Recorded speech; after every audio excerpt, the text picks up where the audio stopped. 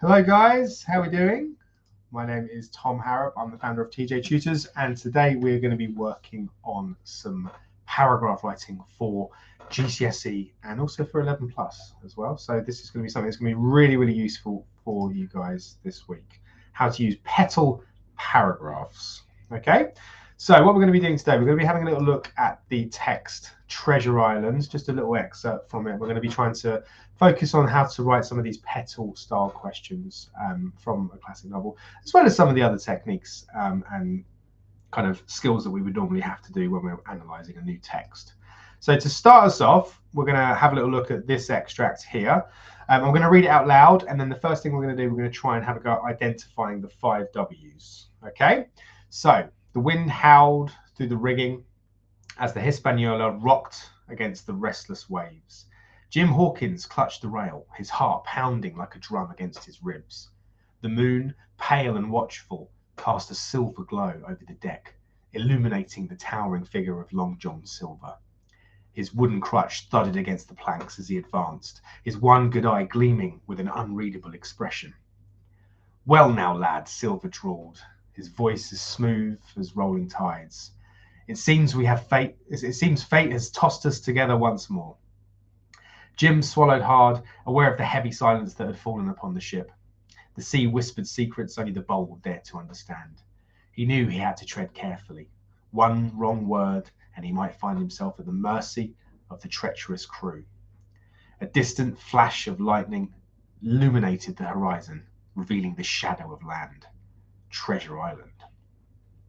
Okay, so your first thing to do now, just spend a couple of minutes. I just want you to identify the 5 W's. Okay, so that's your who is involved, what's happening, where is everything taking place, why are the events taking place. Let's see what you guys can get.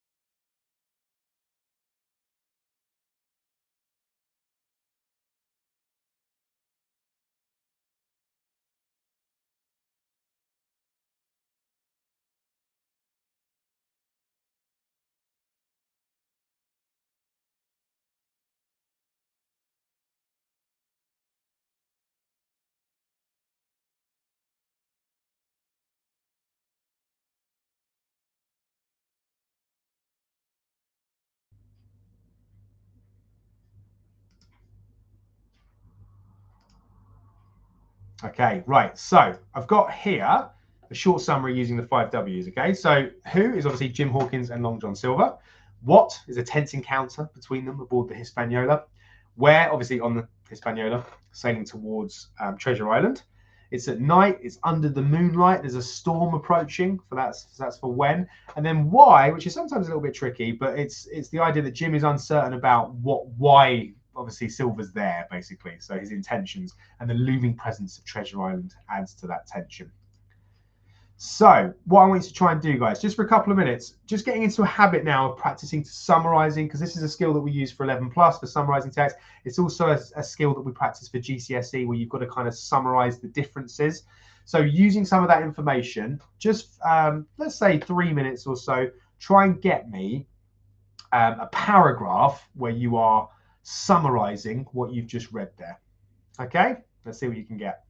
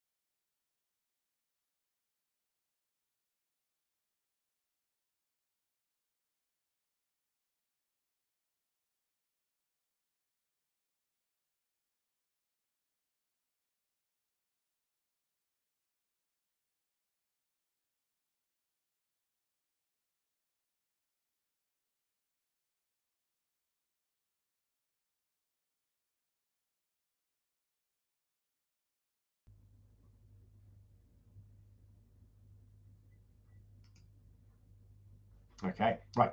So the next thing we're going to look at is what we learn about Jim Hawkins and Long John Silver. Okay, so I just want you to spend just a few minutes now, try and make some notes on their description, their character, their personality, their appearance.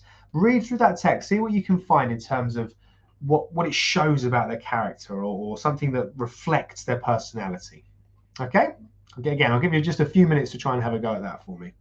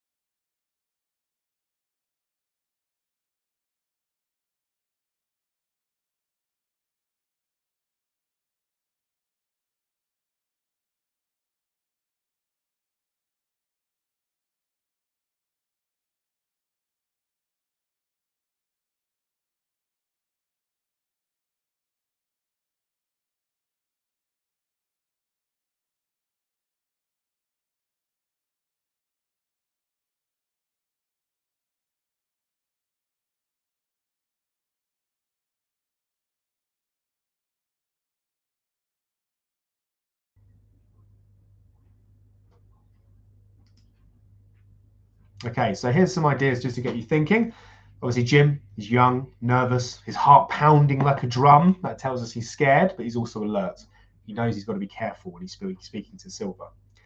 Long John Silver, well, he's clever. He's a little bit scary. His voice is smooth, which means he sounds calm and friendly, but his one good eye gleaming makes him seem like he's planning something. Okay, the wooden crutch makes a very loud noise as well, so that shows his presence is very strong, even though he's only got one leg. So, just some things to get you thinking there about character. Now, I just want you to spend 5 minutes now just going through this text. And again, this is just practicing this skill of annotation. Now, obviously, you don't have this text in front of you, but what you will need to start doing now is just making some notes on some of the choices of language so that when we do eventually have a high-level question to work on, which I'm going to show you in a moment, you're going to have some things to obviously comment on and talk about, which is basically going to save you time. Okay, so I'm going to show you the question in a moment, but I just want you to try and just start off all just for a few minutes, just try and get some of these techniques. Make a note on the technique itself. So if it's an example of personification or alliteration, and then think about why has the writer obviously included these. Okay, think about the writer's intentions. What does it suggest? Okay, so just a few minutes now having a go at that on your pages.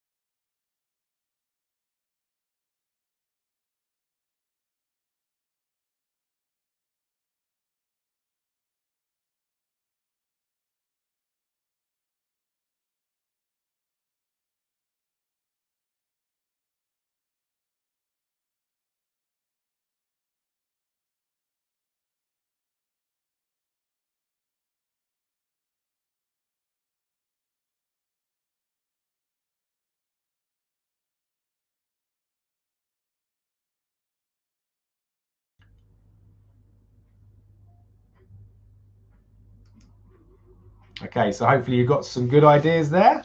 Now, this is what we're going to be working on as a PETAL answer. Okay, so how does Stevenson create tension in this extract? Okay, so this is very similar to some of these kind of 6-mark questions for 11 plus. You've got an 8-mark question for your AQA English language, paper 1, question 2 for GCSE. That's very similar to this as well. So this is going to be something that you want to be trying to kind of practice and develop.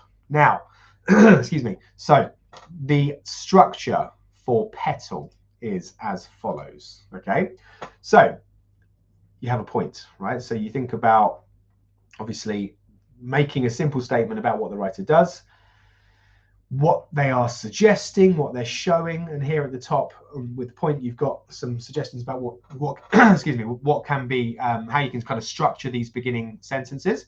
The next thing I want you to think about is obviously evidence. So giving some evidence from the text to support your point. So for example, for instance, in the 3rd paragraph, the writer states, the next thing you're going to do after that is you're then going to, once you've given that evidence, you're going to talk about one of the techniques being used there, okay? A specific quotation or an adjective, a word in particular, a noun, a verb. And then, as we can see in the green here for the analysis, break it down, analyze the language or the structure being used or the effect of it. Pick a key word and then discuss its connotations, okay? So the verb something suggests something. So think about the deeper meaning. How can we understand what the writer's intentions here are? What does it create an image of in the reader's mind? How can you link it back to something else or to the question or something further on in the text? And that's that last part there, the link. So you're giving another quotation to further support your point or going back to the question. So the link can go kind of further on, or you can link back to your initial point and the question being made. But what we're going to try and have a go at doing now is the following, okay? I'm going to show you how to kind of structure this, and then I want to try and see if you can try and have a go at doing this on your own. So the first thing we're going to do is have a look at this, okay? So this is basically me kind of showing you how to kind of put this together. I want you to try and see if you can try and work on this on your own in a moment, okay? So Stevenson is obviously building tension by showing Jim's fear through the description. And then we've got the technique, which is a simile being used here. Jim Hawkins clutched the rail, his heart pounding like a drum. Okay, hello. So this is a simile. It's obviously comparing his heartbeat to a drum. It makes it sound fast and loud. So this is where we're going to be analyzing how this kind of reflects that sense of tension. Then you want to try and link that to something. So this builds suspense because it makes the reader wonder what's going to happen next or whether Jim is in danger. Okay, so I'm going to just give you a chance now to have a go at doing this on your own. I'm going to give you 5 minutes and then I'm going to show you how that model answer would be constructed. And then we're going to think about where the PETAL is in that example there. Okay, so you've got 5 minutes now, guys, just to see if you can try and have a go at this for me.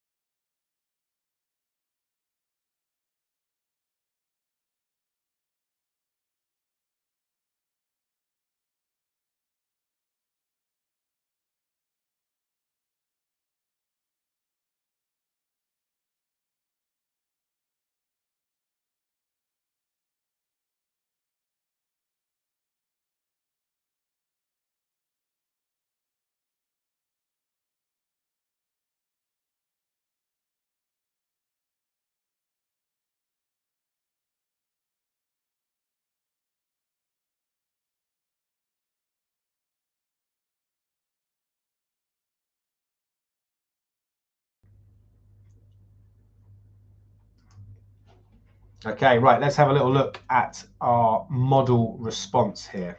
Okay, so this is something I'd be looking for here, okay? So Stevenson builds tension by showing Jim's fear through vivid description. That's our point. The writer states, Jim Hawkins clutched the rail, his heart pounding like a drum. That's the evidence. This simile, that's the technique mentioned, compares Jim's heartbeat to a drum, making it sound fast and loud. That's where our analysis is. And that continues here. It shows that Jim is very nervous, as if he's getting ready for something scary or important. Then we're linking that to something else. This builds suspense because it makes the reader wonder what is going to happen next or whether Jim is in danger. Okay, so this is what that would look like if I was to kind of color code it for you here. That is our model answer, okay? Now, what I'm going to get you guys to try and have a go at, you've obviously got this to have a little look through. I want you to try and have a go at working on another question here, okay? So, how is Long John Silver presented in this extract, okay? So, this time, I want you to try and do it on your own, okay? So I'm going to let you just try and have a go at working on this for 5 minutes. Then I'm going to show you some of the aspects that you can include, and then you're going to work on developing that as part of a continued task, okay? So 5 minutes, try and have a go at working on this question now.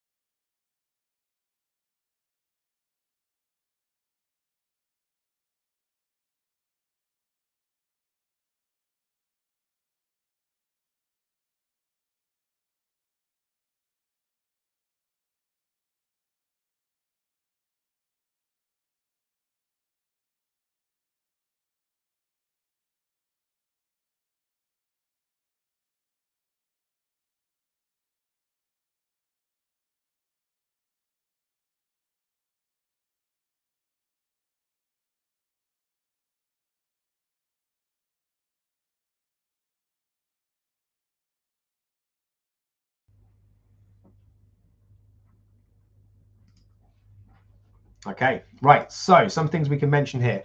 Long John Silver's presented as both friendly and dangerous. We've obviously got the idea that he is, he's got one eye kind of gleaming with an unreadable expression. We've got imagery being used here. The phrase one eye gleaming is suggesting that he's kind of watching very carefully, he might be hiding something. Unreadable expression, so we're zooming in on one quotation here. That means the Jim can't tell what Silver's thinking, which makes him kind of mysterious and even less kind of trustworthy there, okay?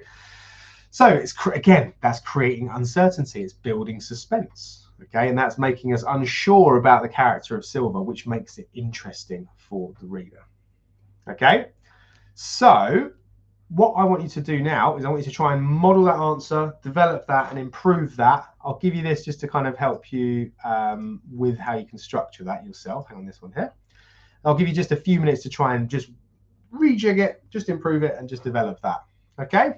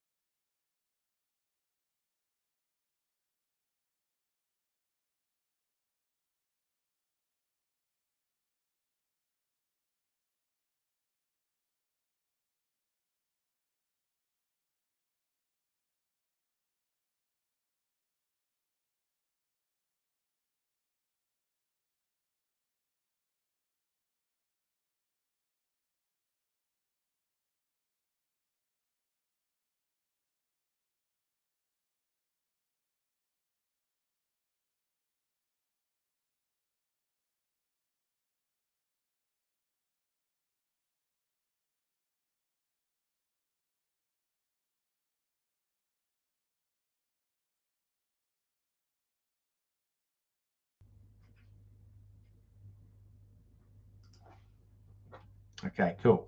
So that's a little crash course today in PETAL. Hope that's been useful.